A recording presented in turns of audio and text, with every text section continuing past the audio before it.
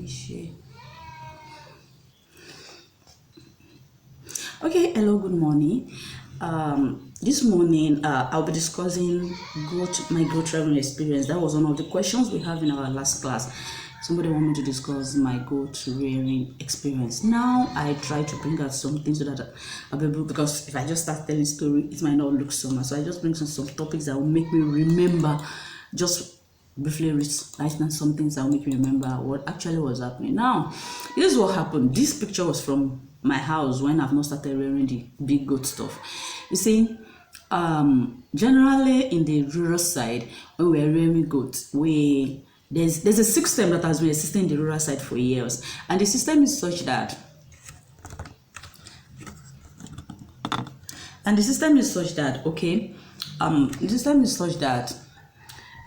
mama, one woman in my, like me, I'll take a goat, I'll give it to my neighbor and say, okay, rear this goat for me.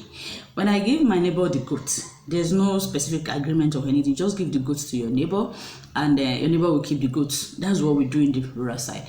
So I'm sure some of you are used to that system and every other thing. So if somebody give me goat and say rear for me, I'll take the goat, I'll join it with my home goats that are here, and they're all free range, as in they only come to eat maybe in the morning, or when they come around, then they roam about the streets, the compounds and everything. So when the person now give me the goat, if the goat, whenever the goat give birth, if it give birth to one, the first one will be my home. If it give birth to two, I will take one, the person that gave me the goat will take one.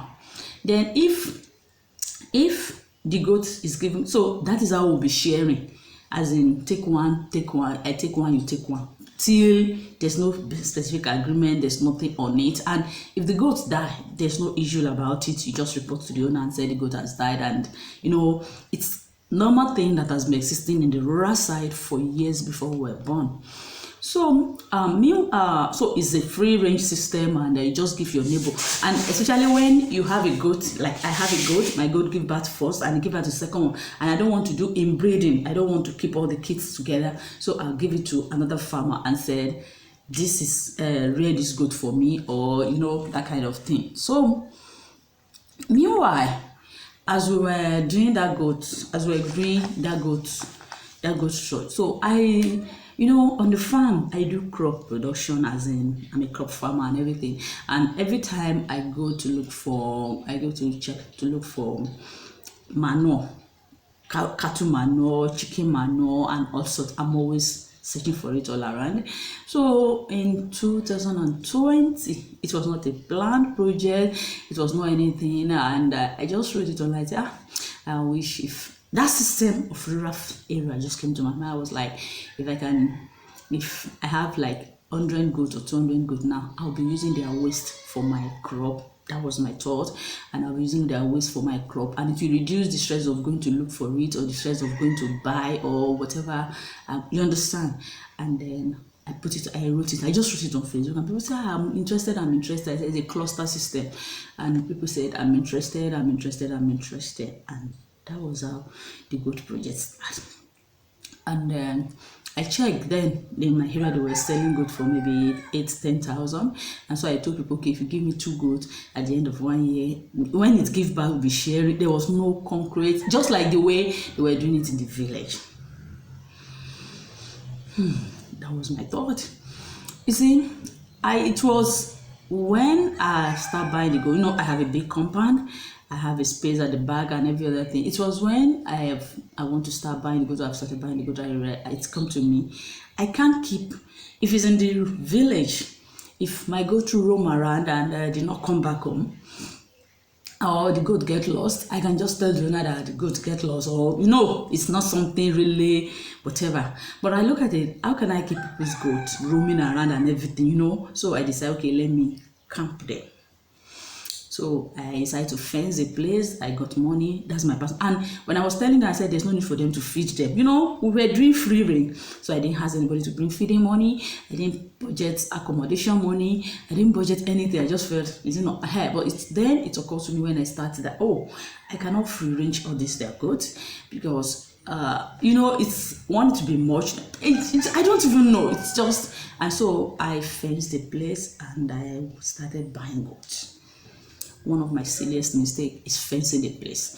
It was along the line. I'll tell you about it. Just watch up. Now, the cluster idea for manure, I just explained to you. I just felt, okay, you give me goat, I give you goat. To me, I felt I will have plenty manure. Tanya. Okay. To me, I just felt. Okay, to me, I just felt, you give me gold, I give you gold, that kind of system. And I just felt, okay, if I have plenty gold and if I have plenty gold, the goats, I will have manure to be free for my farm. That will be one of my own and then the kids will be sharing out. That was my thought. But I started, and people were contributing sincerely. It's not their fault, and there was more. It was even after the people started joining that they started asking, okay, what's the agreement? Can you come? Because it was not, to me, it was just no in the village, no agreement, no anything, and Then I have this mentality then that isn't all the normal goats, our local goats. What can happen to them? They are healthy. They are usually, you see, in my compound I usually have about 5. You can see this picture I showed you is goats in my compound. Yes, then when I did not fence my place then, because the goats just move around and walk around, I don't have to do anything special to them. It was when people's goats are coming to me that I decide, okay, let me fence them. I will give them food, I will do this, I will do that. But so that is how the free range system come around. Now the goat manure. See, goats, livestock manure are very, I do organic. I do organic in the sense that I don't use chemicals, I don't use NPK, I don't use synthetic fertilizers, I don't, so I grow my food purely natural, organic.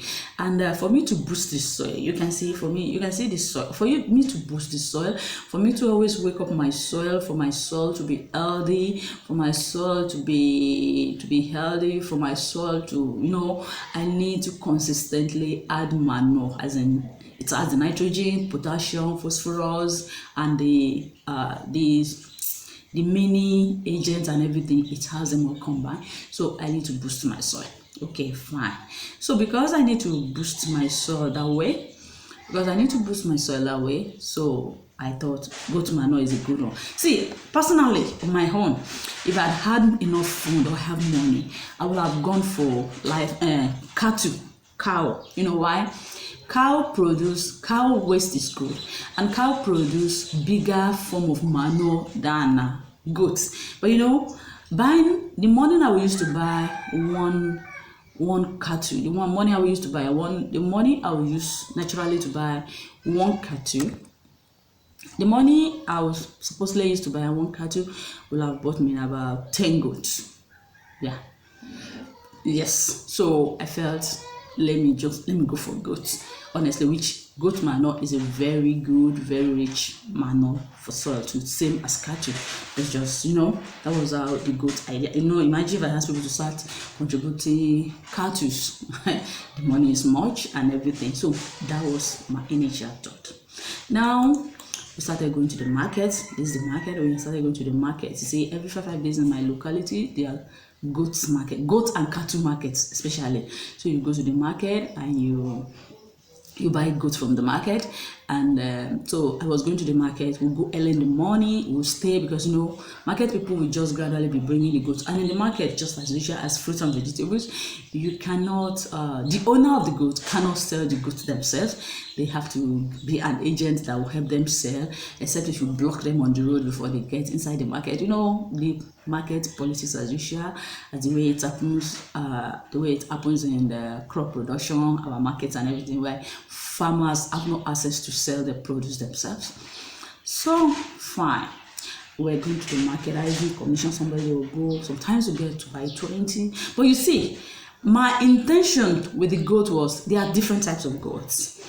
There are the African dwarf goats. African dwarf goats are short, not too, I don't know, okay, I didn't put the picture here. African dwarf goats are short, not too tall and everything. They are very rugged islands, and they are the Hausa goats, the Malam goats that are tall. They are Sahel goats or whatever. There are different types of goats. But on getting to the market, because I want to buy plenty, because I want higher quantity, because I want I cannot be a bit selective, because when we get to the market, any day we go to the market, we sit down there from morning to night. It's a full day's work, because you're not just going to get everything at once, and then you start pricing and moving around, moving from this place to this place. So you cannot just get to the market and buy and turn back. No. So, and then you have, outside pricing, you touch it. I took somebody along, you will check it, test it, touch this one, touch the stomach, touch this, and it's checking for me, something of that nature.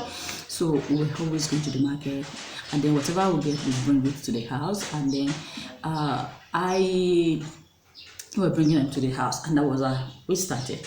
Now, this I wrote market one. My reason for writing market one is, as I'm explaining, I'll be telling you my mistakes and why I think I make that mistakes and everything. Now, it was in the process when my goats were dying.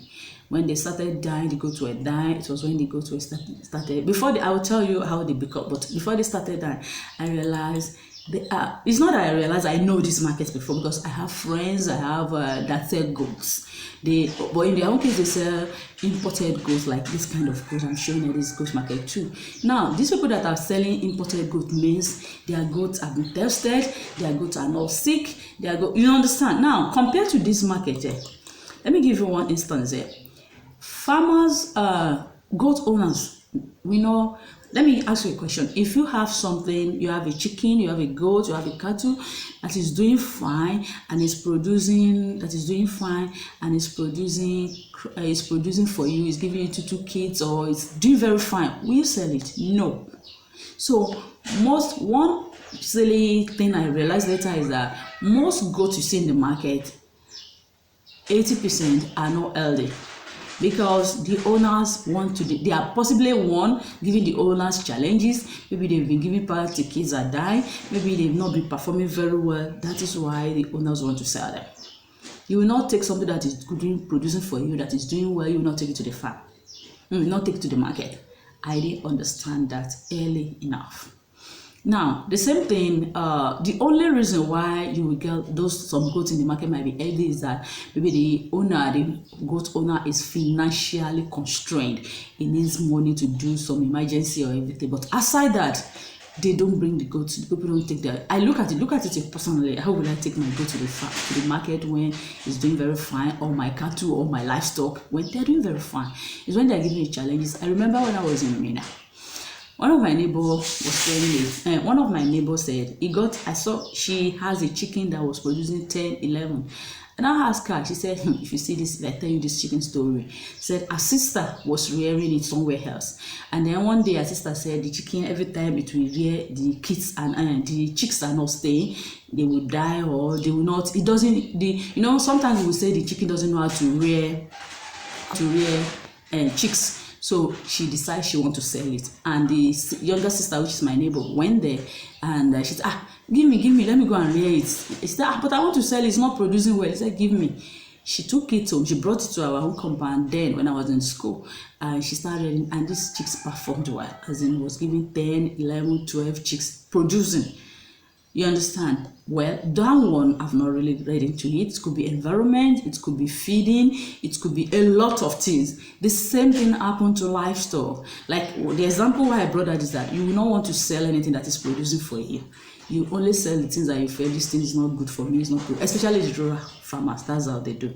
So in goat market too, for this, what I will buy in these goats, most of them might not be. They will look fine when you are buying them, but you don't know. So, and the goats, this one, they are well taken care of, and there are people rearing goats like this. They are well taken care of. Like if I'm to rear goats again, I will still rear the local breed. I'll tell you why. I'll still rear the local breed, but this time around, I'm not going to buy as much as I bought that time, because I bought as much as 300, 400 goats. I will not buy as much as that. I will just buy like 5 or 3, then give them good hygiene, take care of them, you understand what I mean, and let them be reproducing for me. Because see, in the process of buying, I brought this. They are from different areas, so they bring sickness. One might bring a sickness that affect all of them. So it's a whole lot of things that affect those goats there. So one that is sick that they've cleaned up and bring to the market, I bought it, maybe 2 or 3 of them, and they come and mix with healthy ones, which, like I said, healthy ones too are not really common, and then everything just got mixed up together. Okay. Dewale, ṣé ti lọlé?